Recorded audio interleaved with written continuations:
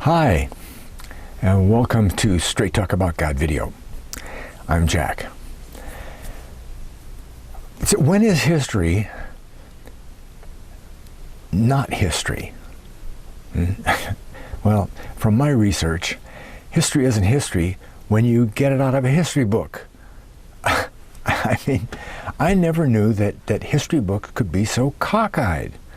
I mean, it's no wonder that in school we learned that the Indians came down the Bering Strait, and then became such bad people we had to massacre all of them.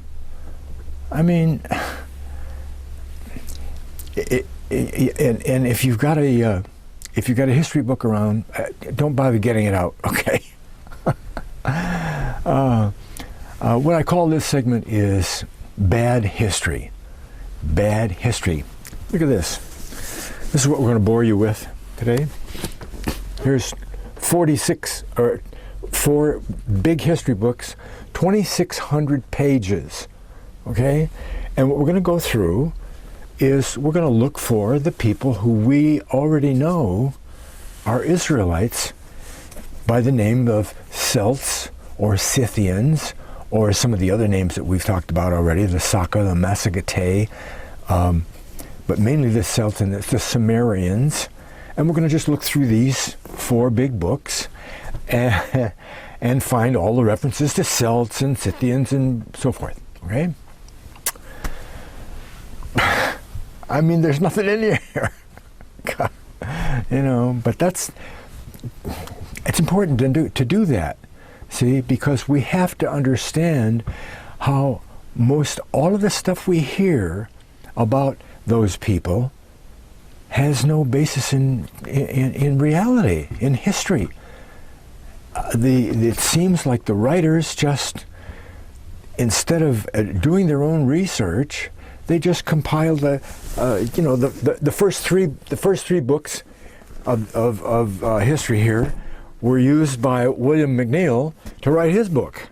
See, and there's nothing in any of them, and all they had to do, I mean, the research that I did, I'm not a historian, I'm just a guy on the street doing his Bible study, I found out from Herodotus a whole bunch of stuff about the Scythians and the Sumerians.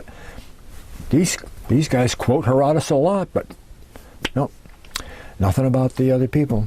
But we'll see that, and it's important to know that the history that we grew up with doesn't know what they're talking about.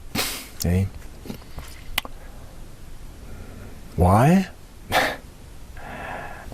The devil's trying to obscure all this material. Okay? Once you really establish the lost tribes and the teaching and all the stuff that we're going to go through for the next 16 or 17 segments, once you establish all that in your heart, you see all that evidence and you study all that, you're on God's side, period. Okay? Not that the devil isn't going to get after you, but you're on God's side. Okay? And you have a basis to trust him, which is what the Lost Tribes is all about. Okay, we spent the last 2 times going through the connections between the Sumerians and the Scythians and the Saka and the Iskuza and the Gamir and so forth, making those connections. You remember the border reports and Behistun Rock from the Assyrians and the Persians, the border reports from the Assyrians. You have to excuse me a little bit, I got a sore throat. Talk all about the Gamir and the Iskuza and the Kimmerio and those names in the Saka, and where they went and who they were and so forth. And it turns out, of course, that those names were just the names that the Assyrians gave to the Israelites, who they conquered.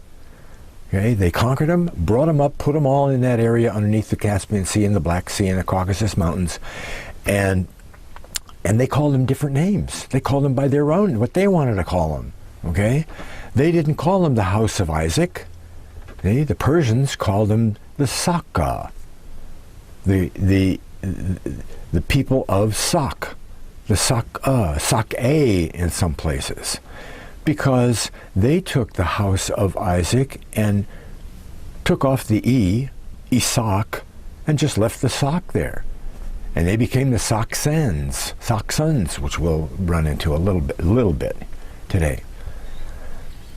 And then Behistan Rock did pretty much the same thing from the Persian aspect. 515 BC, Darius puts up this big, huge rock face, 300 feet tall, 150 feet wide, off the ground. You can't get to it. It's just there, for everybody to see. And he tells in 3 different languages who he had to conquer.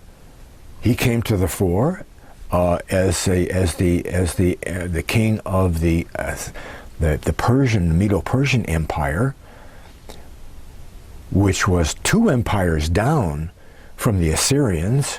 Okay, so it was hundreds of years later, but the Israelites are up there and they're rebelling against occupation and everything, and Darius has to conquer them. And he puts up the Behistan Rock and he says, I conquered these 10 people, and they all came from Canaan. So we did all that explanation and connected those things. So the conquering and the deportation, and several thousand Jews, remember, were with that, okay? And the house of Israel, what is it? The transition names, we went through all of those, the Assyrians and the Persians, and then the border reports. You were probably bored with the border reports. But I thought it was really interesting that Sennacherib, who we know from the Bible for sure, was in on that, okay? Who later became the emperor, the king of the Assyrian Empire, and came down to hit Jerusalem and lost 185,000 troops in one night. Well, maybe I'll go back home. Let's see. Okay, so what we're going to do then, these history books will pick the history up at that point. Okay, we made the connection between the Israelites, the Gamer and the Eskuza and everything, and the Scythians, and now we're going to pick it up from the Scythians and the Celts in these history books, like most of the history books do, because they don't know where they came from. They probably, it says probably, what else here? To prove the point, 2,600 pages of history, right? Okay, let's see what they have to say. 1931, an introduction to Western civilization. Yeah, here, you can't read that from outside there. Let me get you that. Here we are. This is edited by George A. Hedger. See? Introduction to Western History, George A. Hedger. Oh, how many pages? 850 pages. 850 pages in this book. You would think that the people who he mainly is writing about, Western civilization, okay? This is early AD and the development of Europe and Northwest Europe and Spain and all that, huh? Where those people came from must be important. And they start with the Scythians, don't they? And the Sumerians and those people, and then they go to well, here's what he says.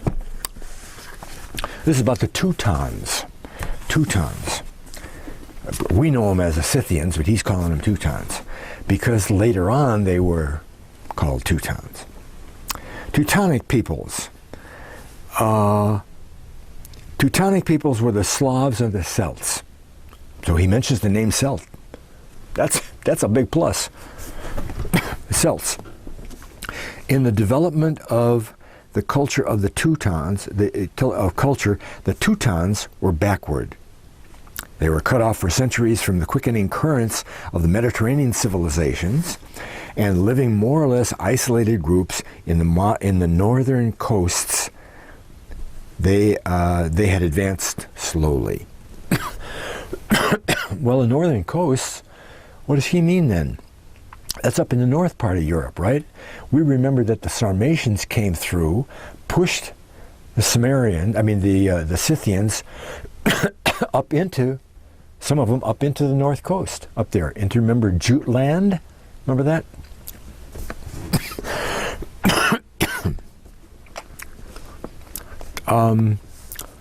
They had reached the Iron Age and knew the use of metals, but they had no writing. That's why they thought they were just barbarians. They didn't, barbarians don't write, so they're not smart.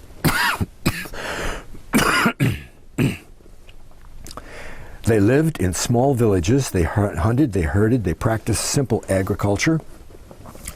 They had their vices, were given too much to gambling and quarreling and sloth. But they had their virtues too. They were brave in war, placed a high value on truth and loyalty, and possessed a passion for liberty. Of art, science, and philosophy, they knew nothing in the Greek and Roman sense. Well, that gives him a little bit of a loophole, doesn't it? In the Greek and Roman sense. Did he mean that they didn't have Greek and Roman type of art and culture and philosophy?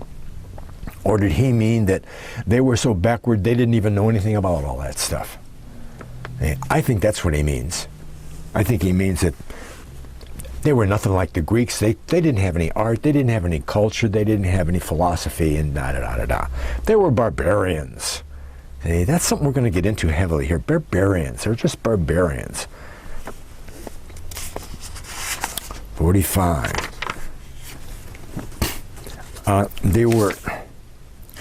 It is probable that they once occupied the region about the southern end of the Baltic, and from there they moved toward the southwest and the southeast. Well, is that where they came from? I don't know. Later on he says, barbarians though they were, when they first came in contact with the Mediterranean culture, they possessed a great capacity to learn and steadily rose in scale of civilization. They displayed marked ability in social organization and government. They excelled in practical arts. They made notable contributions in literature, music, science, and philosophy.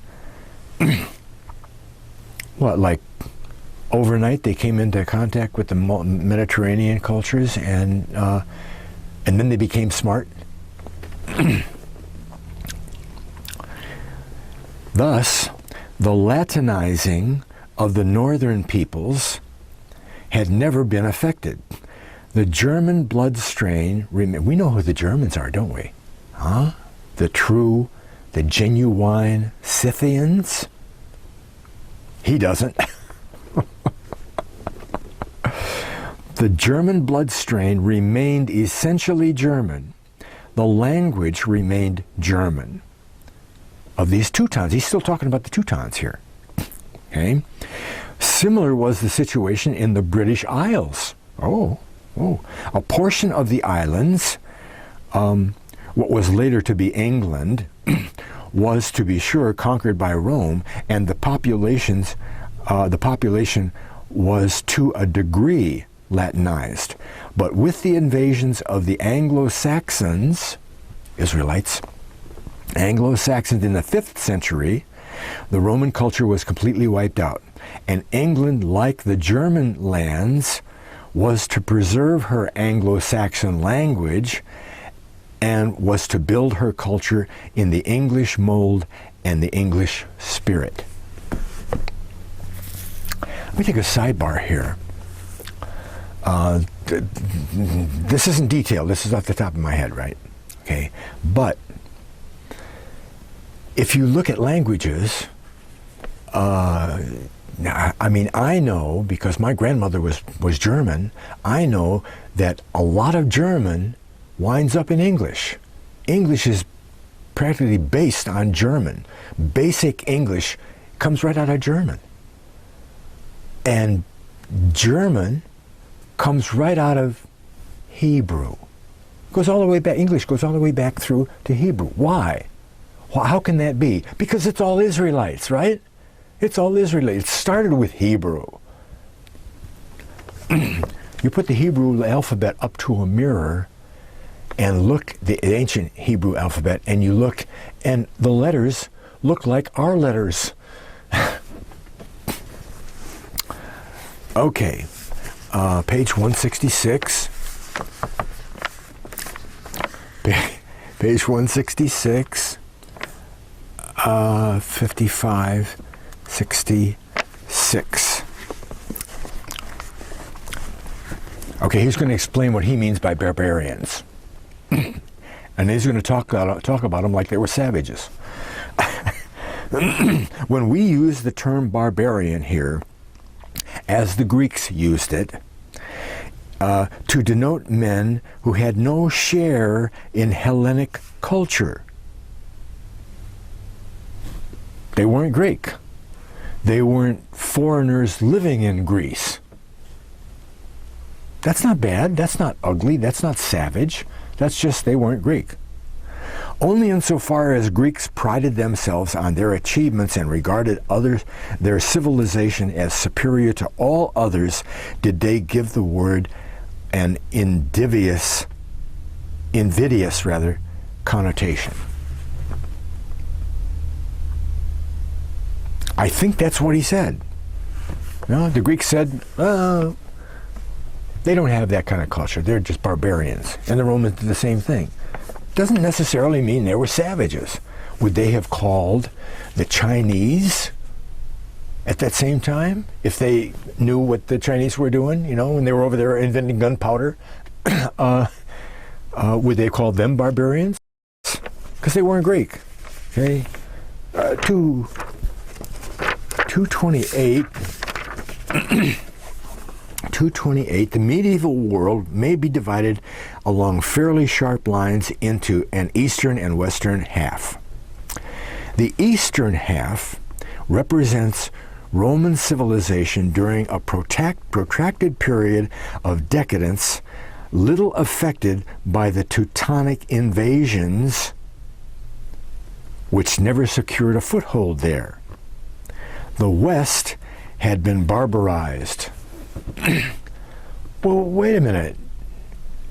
If they weren't Greeks to begin with, then they were already barbarians. How do you barbarize barbarians? You see what I mean? The barbarians, these were savages. These rotten barbarians. The West had been barbarized, but it had been renewed, was youthful and vigorous, and looked to the future. Well, more about the barbarians there. 217. European society might be thought of as passing through a new period of its nonage. Define nonage. Nonage. Nonage. When the barbarism of the Teutonic invaders and the decadence of the Roman population combined to incapacitate men for the appreciation and utilization of the fruits of the Greco-Roman Oriental culture. Those rotten barbarian Teutons, they barbarized everybody and made a mess out of, they were,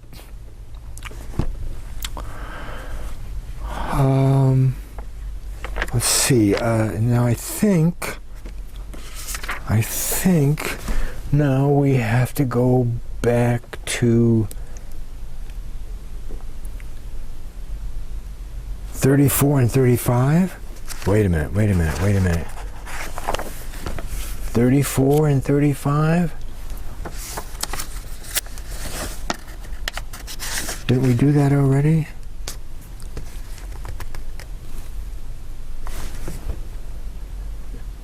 Is that the right? No, that's the wrong book. Next book, okay? Wait a minute here. 17. Orient view. Oh. Yeah, this happens a lot here. I'm looking for the next thing to read to you. I do have one more thing to read here, though. I skipped that first. It's about the Celts. The Celts. The Celts were a smaller group than the Teutons. They were the ancestors of many of the Irish, Scotch, and Welsh. Celts. Well, don't we remember the Celts being called, the Sumerians being called the Celts? Of course, some of the people that called the Celts, the Scythians, the Celts also, didn't they? I think he's talking about the Sumerians, but we don't know because he doesn't say. They were a smaller group, and the inhabitants of Brittany and France, in France. They represent still another branch of the Indo-European family similar to the Teutons in racial characteristics and probably related to them. Wow, he made a connection there. Despite their limited number, they possessed qualities that enabled them to play a conspicuous part in history, both in medieval and in the modern period.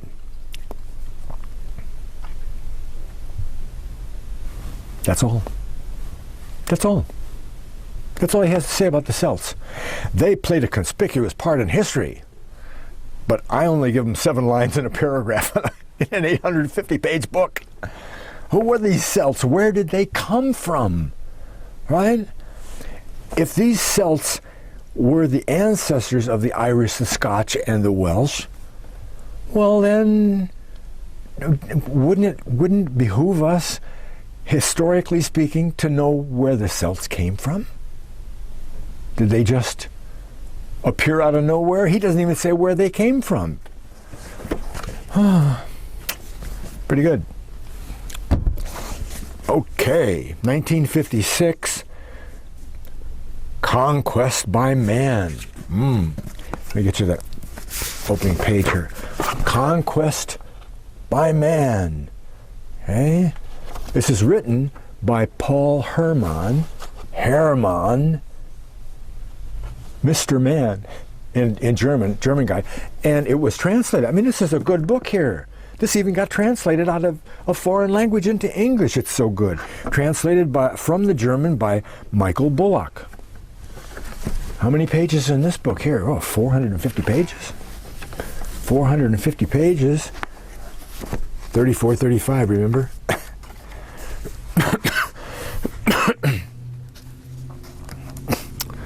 Gee. When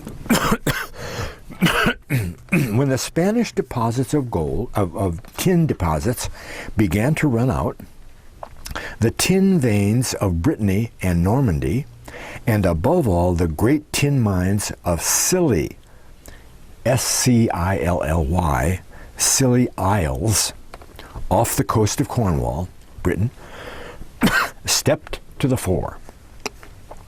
The voyages made with Spanish tin in the early Mediterranean. See, tin, you have to use tin to make brass. Okay? Copper, tin, brass, weapons, right?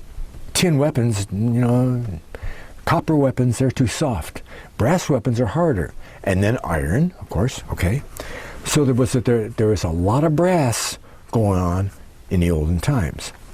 So they had all these mines and things in Spain and so forth, tracking it over to wherever else in the Roman Empire or the Greek Empire or whoever, This goes way, way back, over 1,000 years BC.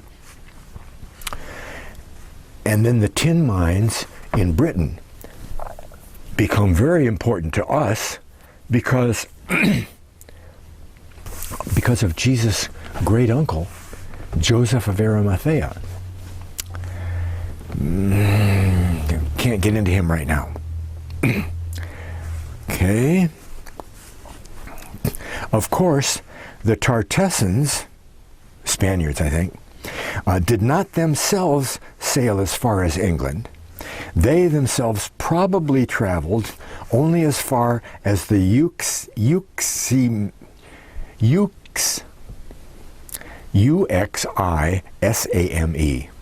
Uxisame, I guess, the modern Ushant. 1956. I never heard of Ushant, did you? Whence the further journey to the British Isles was undertaken by Celtic ships. Celtics? Okay. Celtic ships. We have very little detailed knowledge about all this, but it is certain that close cultural relations existed between southwest Spain and Britain, such as could only have been possible if there were very close, brisk commerce between them.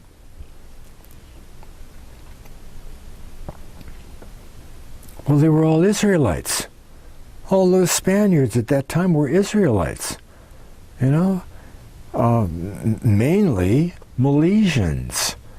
Milesians who went from Miletus in the Aegean Sea, 1000 BC, 1200 BC, 1300 BC, over across the top of the Mediterranean and settled some settlements in Spain. Later, some of them to move into Ireland and rule Ireland, 3 brothers over there. They all were Israelites, right?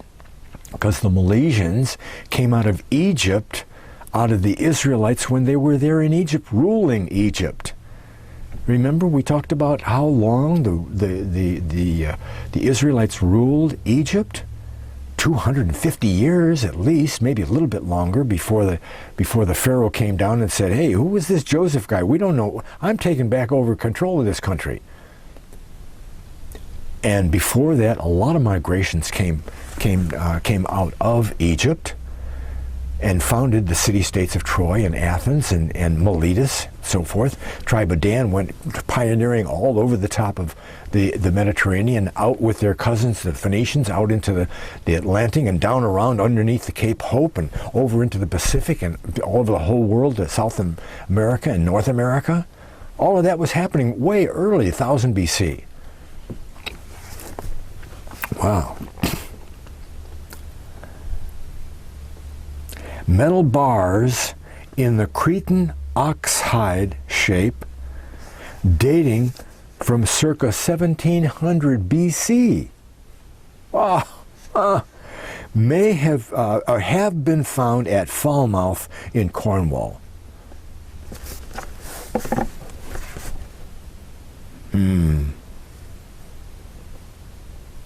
Yeah, okay. As well as pieces of jewelry. Jewelry? Wow. Wow, he's got jewelry spelled Jewellery.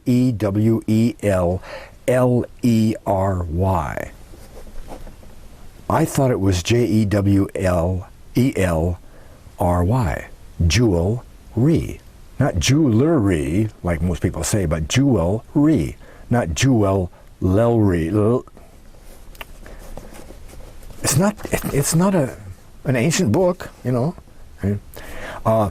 As well as pieces of jewelry exactly similar to those found by Schliemann at Troy. You see, there's that connection. Why? How does this art and this jewelry have an influence from Troy? Well, how does that work? Because those people in that area were all Israelites, as I said. One of the princes of the Israelites in Egypt went and founded Troy. We're going to get to that much later in a lot of detail. You can look that up in the encyclopedias. Who Cadmus and Danaus and Dara and Chalco, Cecrops, some of the names. The description given by the Celts to the British Isles, Cassiterides, they called them the very distant islands. How about a phrase that you may have heard, the Isles afar off? Did you ever read the book of Isaiah? The Isles afar off? That's Britain. The British Isles are the Isles afar off, because that's where the Israelites gathered after their being taken away from the Assyrians and up through the Caucasus Mountains and then over to the west, and kept on going until they got to the Northwest Europe and the British Isles. Okay? And then they gathered there and renewed their strength. Be silent in front of me, O isles, and let the people renew their strength. And then BC 1, AD 1 happens. Jesus is there. Christianity starts. He goes to Britain. That's where the childhood of Christianity is. Christianity is born in Jerusalem, in Israel, and its infanthood is up in Britain with Joseph of Arimathea, Jesus' uncle. Jesus went and visited there, stayed there for a whole year one time when he was a boy.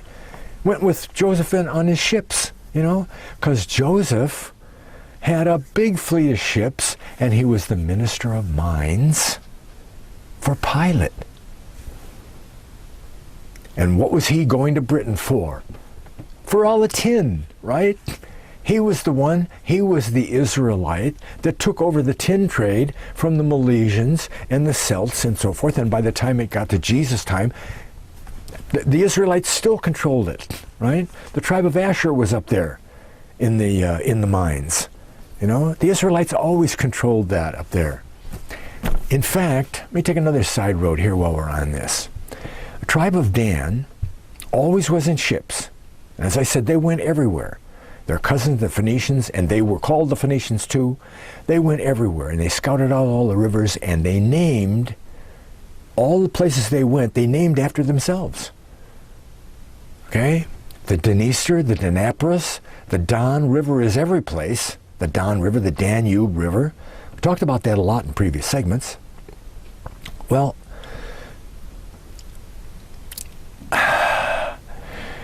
where were we going with that? Dan, okay?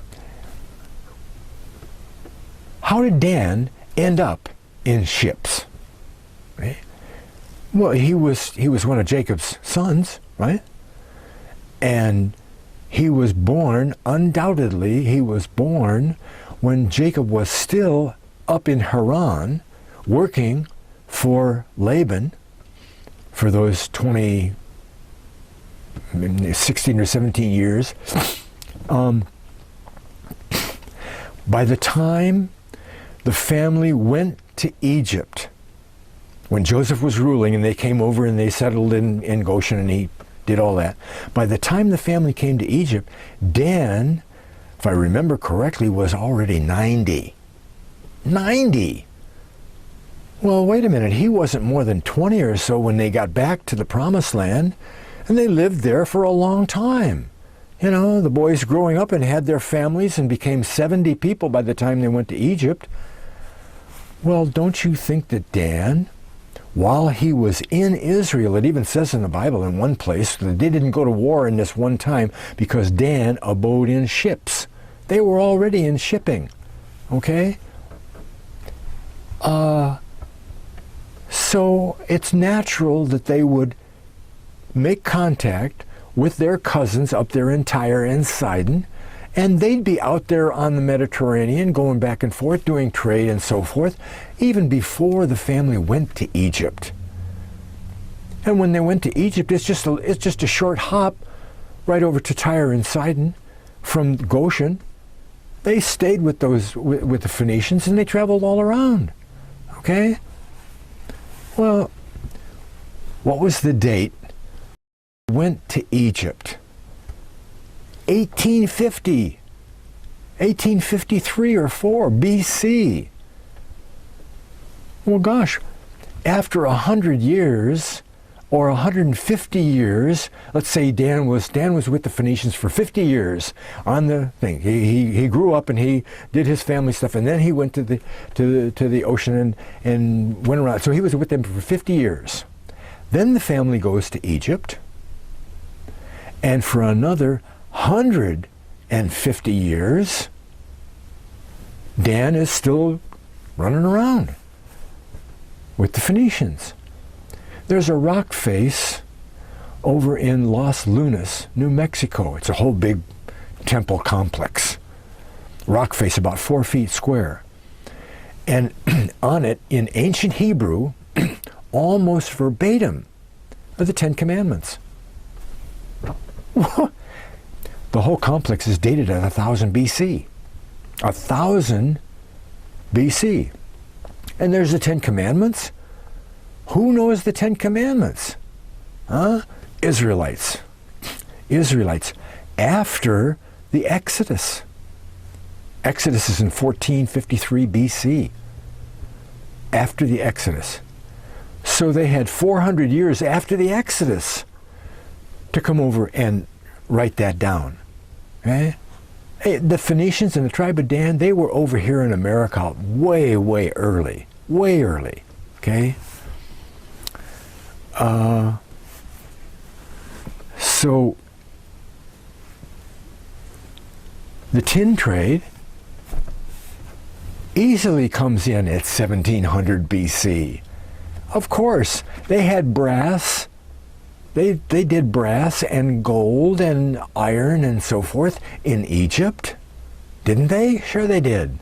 Okay? And who supplied all that tin that they needed? Well, those Spaniards up there, those Israelite Malaysians up there in Spain, until it ran out. And then they went up into England. What's next here? Wow. 45, I'm going to go 209. Oh, it says right there, 209. 209. 209. The only thing which appears, we're still looking at the Celts. Or we're trying to find them anyway. The only thing which appears certain at the outset is that the Basques and Celts, remember the Basques? They're outside of Portugal and right in there on the peninsula, the Iberian, Ibiru, Hebrew. That's why it's the Iberian Peninsula, because the Hebrews were there, right? Those Hebrew from Malaysia. And then later on, some of the lost tribes that came in. The Basques and the Celts, at a pretty early period, sailed into the Northwest Atlantic. Okay? Britain is in the Northeast Atlantic. Northwest Atlantic. Greenland? Thereby into the immediate vicinity of America. Among the Basques, many vivid oral traditions are extant of the discovery several centuries ago of stockfish land. Stockfish land. In other words, the Newfoundland seaboard, which is exceptionally rich in fish. No written documents are available, however, because the archives of the Basque cities were destroyed to the last scrap of paper. You know, bad guys come in and the first thing they do is they burn the books. Eugen Galich has proved with almost complete certainty that Gascon fishermen were at home in American waters long before Columbus. It is therefore not particularly surprising that numerous reports should be current of the discovery of Gallo-Celtic words in American Indian languages. Oh. Okay. Indeed, some claim that it is possible to converse tolerably successfully with certain Indian tribes by using modern Irish and Welsh.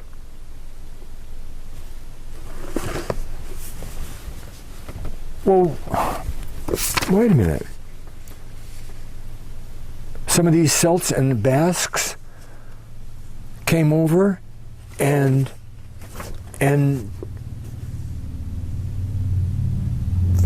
they took up residence here, I guess, huh? Because nowadays, or a while back, you could converse in Welsh with them. Do you ever hear the Mandan Indians? The Mandans, blonde, blue-eyed Indians.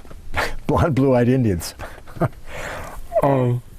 Yeah, they got wiped out by a plague, early 1900s, late 1800s, something like that. I think it was smallpox. But, and I might be wrong about the tribe, but Mandan, the tribe of Dan, right? The tribe of Dan. Anything with a DN, Don, Din, Dun, Dun, Dan, is all about the tribe of Dan. But a lot of other groups from different tribes of Israelites made it over into America. Okay? One of the tribes, and it might have been the Mandan, these guys came over, the traders, whatever, businessmen, whatever, and they were meeting with the Indians, and they were having trouble. They couldn't communicate. Okay? And they were trying to get their point across, and they couldn't do it. A couple of days later, this other guy shows up, and he happens to know Welsh. He talks to the Indians, and the Indians talk to him. Well, where does Welsh and Scotch and English and Irish and German, where does it all come from? It comes from Hebrew, right? So it's all interconnected. The milk tongue of Hebrew is in all of those languages. So the basics, bread, water, milk, the basics are always the same. See? And so you understand it. You say brot, brot, oh, bread. Oh, you mean bread? Yeah, okay.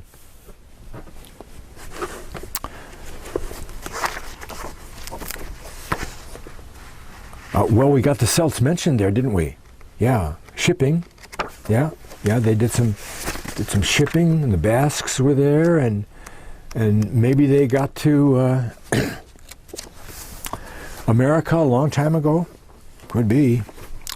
The northern Pontic coast soon became the granary of the Hellenic world. The northern Pontic coast. Where's the Pont? The Hellespont? You know the Black Sea, right? The Black Sea. Here's the Black Sea here, and I'm having trouble seeing that myself here. Too many arrows and stuff. Okay, the Black Sea is connected. Oh, that's why I'm in the wrong place here.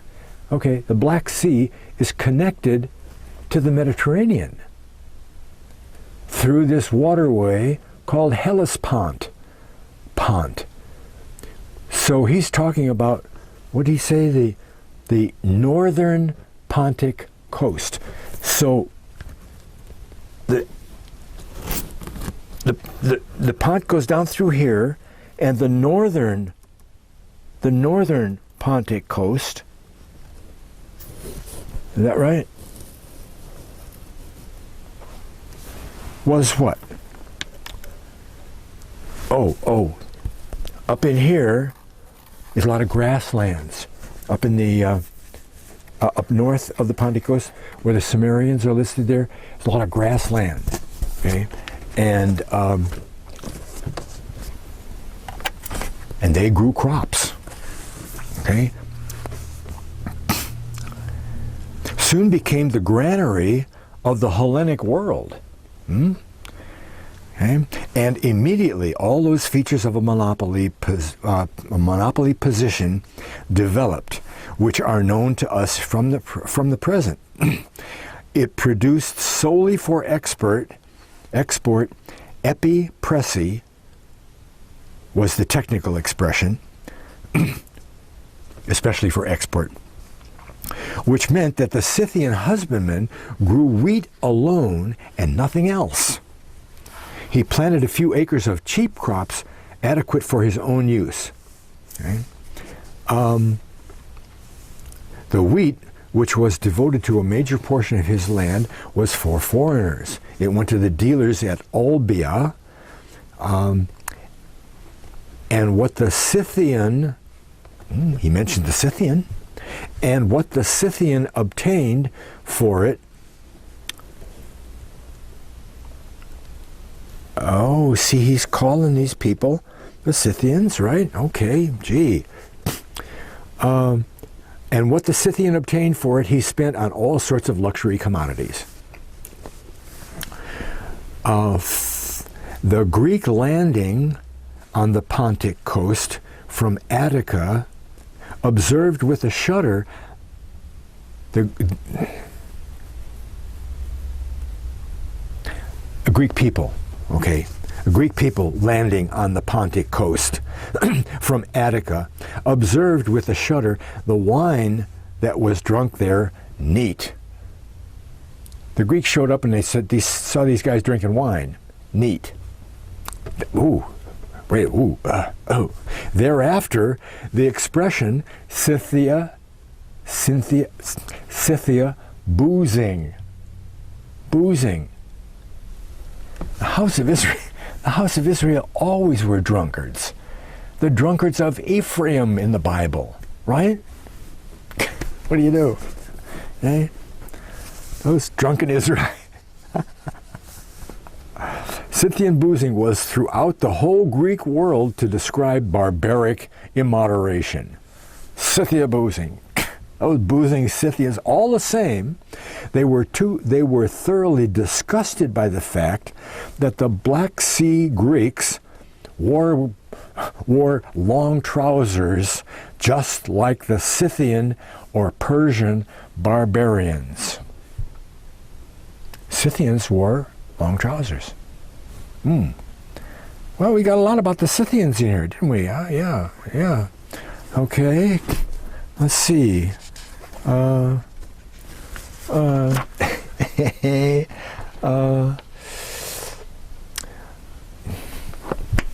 isn't any more. There isn't any more. That's all he has to say about the Celts and the Scythians. Not a peep about where they came from, who their ancestors were, all that stuff. They wore long pants and they boozed.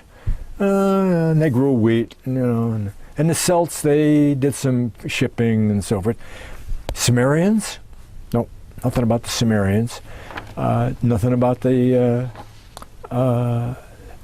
massacred or the Sarmatians or any of that stuff. But you read through this book a lot, and you find he quotes Herodotus. All of these guys quote Herodotus a lot. Well, sure, they quote Herodotus. He's the father of history, isn't he? 400 BC? Yeah, he's the father of history. Oh. What does Herodotus have to say about the Scythians? Huh? I'm not going to do that because this is about the people that don't talk about him. Herodotus has got pages about the Scythians. He talks about them a lot. Not these guys. Okay, next one here is a 1941 book, Western Civilizations,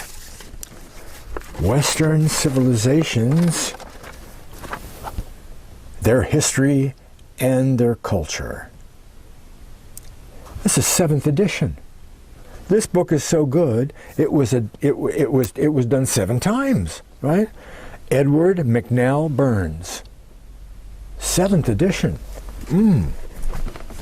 And I use this in one of the other segments, and it's not really that bad of a book altogether, but we're only looking at the Scythians, first the Celts, then the Scythians, then the Saka and the massacred and any of those other names that might be in here. Don't hold your breath. Oh, wait, here we got 500 pages, 265. 500 pages. And it's Western Civilizations. Yeah, I mean, you don't have to tell the whole history of the Assyrian Empire because some of the people from there became the Scythians or the Celts or the Vandals or the Visigoths. You don't have to go through the whole history of it, but you should shouldn't you trace it back as far as you can and say these people came out of the Middle East. They came up through the Caucasus Mountains, they became the Scythians, known as the Scythians, and then they moved across there. I mean, they did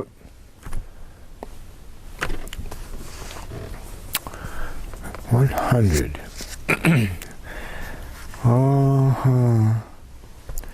Germanic barbarians. Well, Germanic barbarians. The second most important of the factors which combined to produce the civilization of early medieval Europe was the influence of the Germanic barbarians. Now, this is a different author, okay, so maybe he doesn't mean that they were savages, and maybe he does, and I think he does. Germanic barbarians, they were a big influence. Like the other guy said the Teutons were, huh? Oh, the Teutons, they did all this and they did all that, and the people, and they were the birth of the civilization. They were not the only northern peoples who helped to mold the pattern of early medieval society. The contribution of the Celts in Brittany. Well, okay, he doesn't call the Germans Scythians, but we know that they're Scythians because we know that German comes from the Roman word, the Latin word, Germani, which means to them genuine, right? Because these Germans were genuine Scythians. And when they moved in over into the west area, into what's now Germany, they called that area after the people, German. They called it Germany. It wasn't Germany because they were Germans. They weren't Germans because they were from Germany. Germany was called Germany because of the people that came in, Germany. It wasn't called Germany before they got there. But the Celts in Brittany and Ireland and of the Slavs. 267, 73, 67. Am I supposed to jump around here? 65, 73, 67. No. Now I'm supposed to tell you all of this. Right, okay.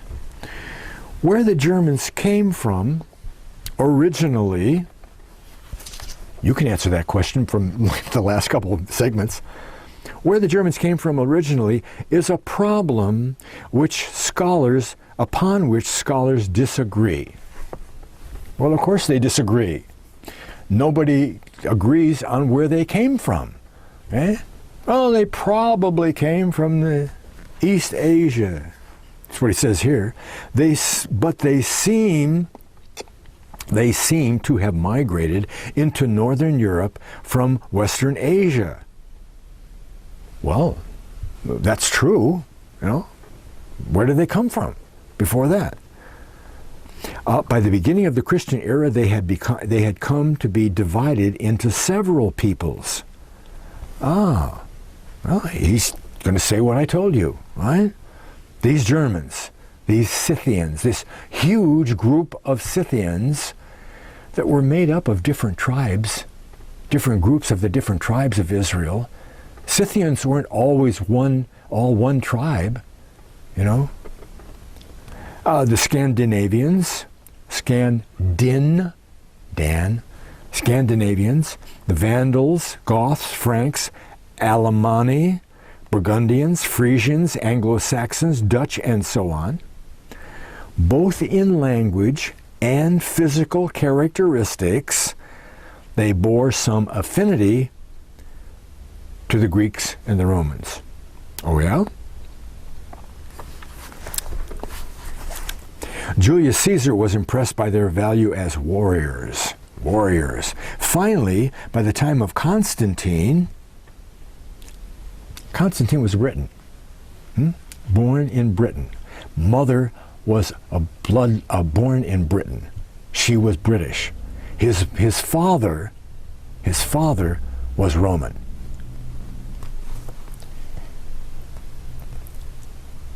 Finally, by the time of Constantine, they formed the bulk of the soldiers of the Roman army. These German mercenaries.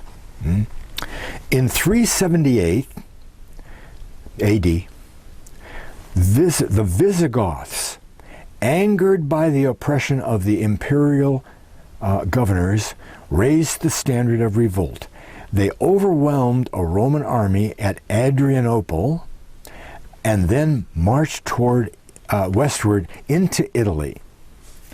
In 455, Rome was sacked by the Vandals, who had migrated from their original home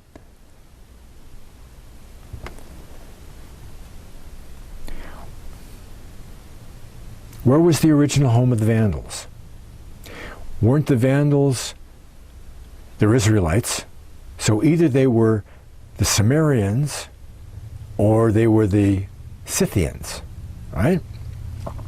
And the original home of the Scythians and the Sumerians was Israel, but then up underneath the Black Sea and the Caucasus Mountains, and then above the Black Sea and the Caucasus Mountains. Okay? That's how it all went. But he says their original home, wait. They say their original home between the Oder and the Vistula rivers. Well, that's over in Europe, isn't it? That's not Scythia. That's not under the Black Sea where the Sumerians were. How'd they get up there? The Sarmatians came and pushed the Scythians north and south. And they became the Vandals and the Goths and the... Right? Why not put a couple of lines in here and say that? Huh? And they established the kingdom in the province of... When Tacitus wrote, the Germanic barbarians had attained a cultural level about equal to that of the early Greeks. They were illiterate and ignorant of any knowledge of the arts.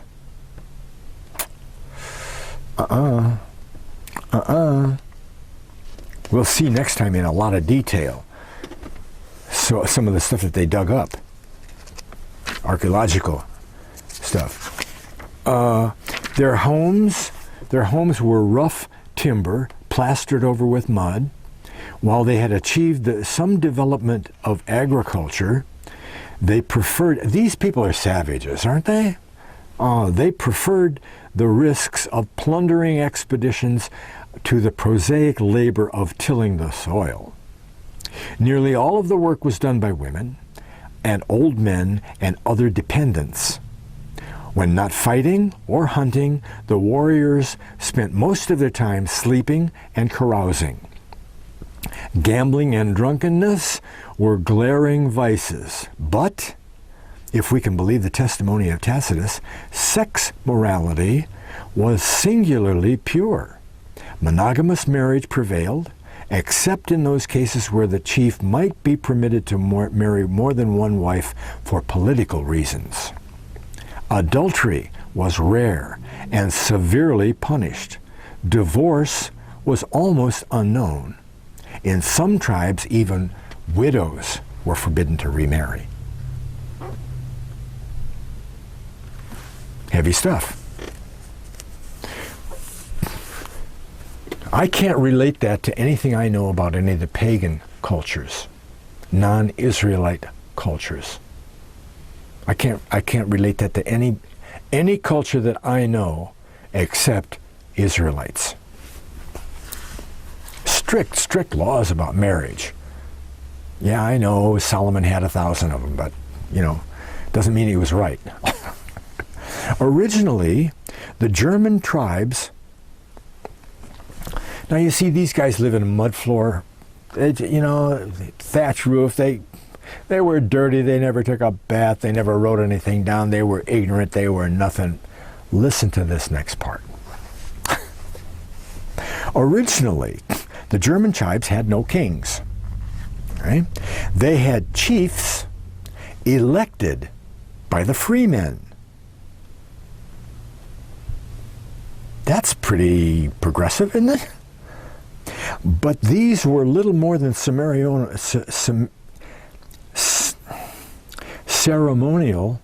officials.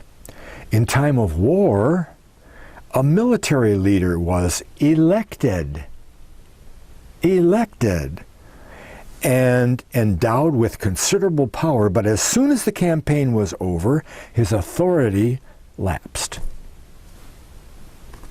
Going to war, they take this best guy from best warrior, and they say, you be the leader, you lead the army, you go to war for us.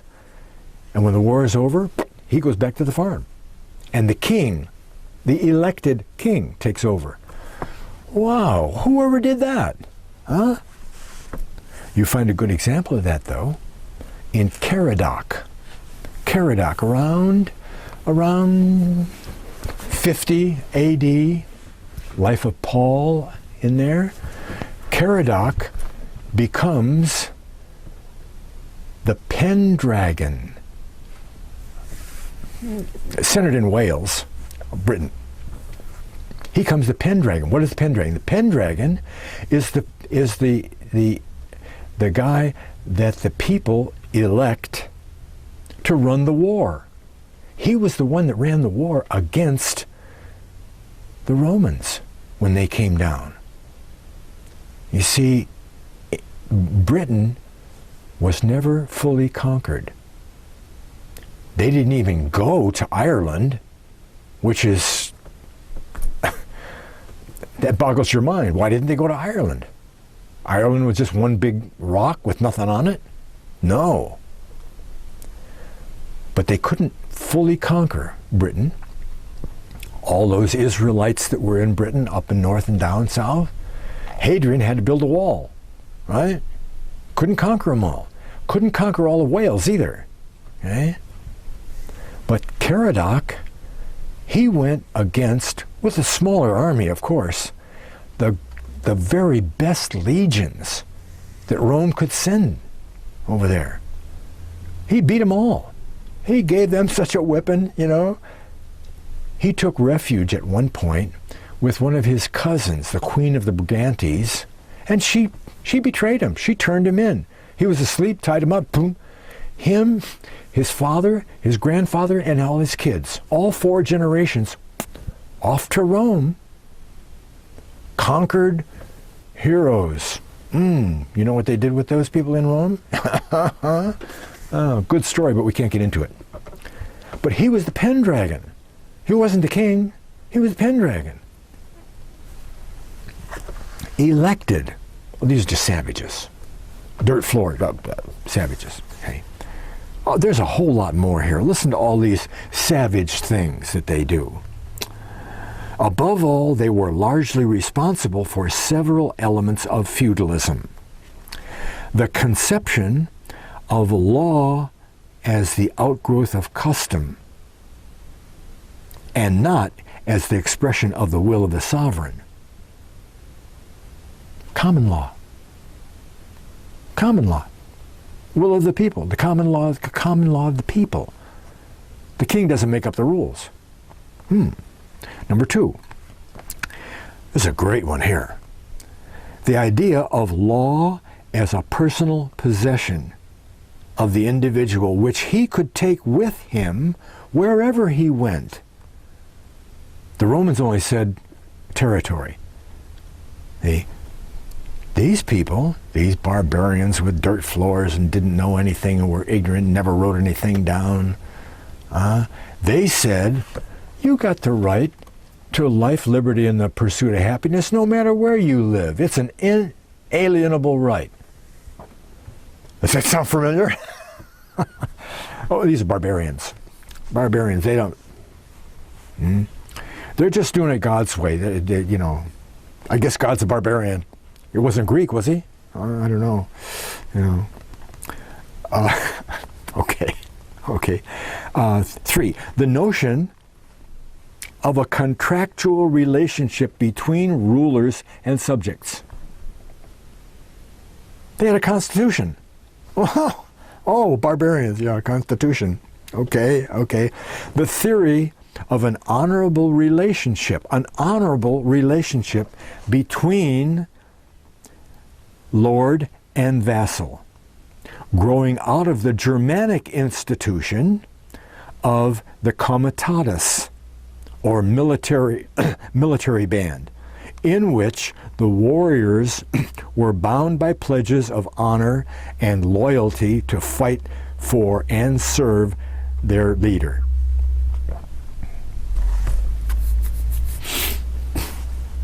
Isn't that what we do? Huh? Isn't that what we do? Trial by ordeal as a prevailing mode. There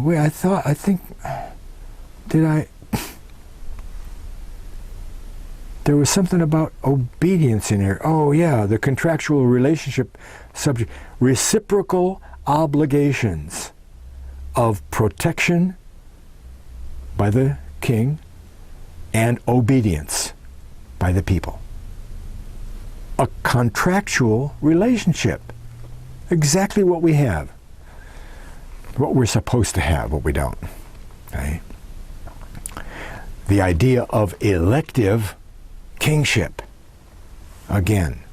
Oh yeah, well these people, they were so barbaric, you know. I mean, who'd want to live among people like that, you know, who could tell the king what to do? England was overrun by hordes of Saxons, Saxons, sons of Sac, Angles, and Jutes. Jutes, again, from Juteland. Old Scythians, Old Iskuza, Old House of Israel. Jutes from the continent. They brought with them the customs and institutions of their homeland, which were similar to those of other German barbarians. Of course, they were similar. They were all Israelites, weren't they? You know? Here's Darius. Remember Darius? The Behistan Rock? Darius I, or the Great, as he's been called by his admirers, ruled the empire. That's the Persian Empire, the Medo-Persian Empire. Ruled the empire from 522 to 486 BC. And you remember 515 was Behistan Rock. Okay? The early years of his reign were occupied by suppressing revolts of subject peoples and in improving the administration of administrative organization. There it is. He had to put down a bunch of revolts, okay? Because all those Israelites were revolting, okay? And after he did that, he said, wow, I did a good job here. And he put it up on the mountain.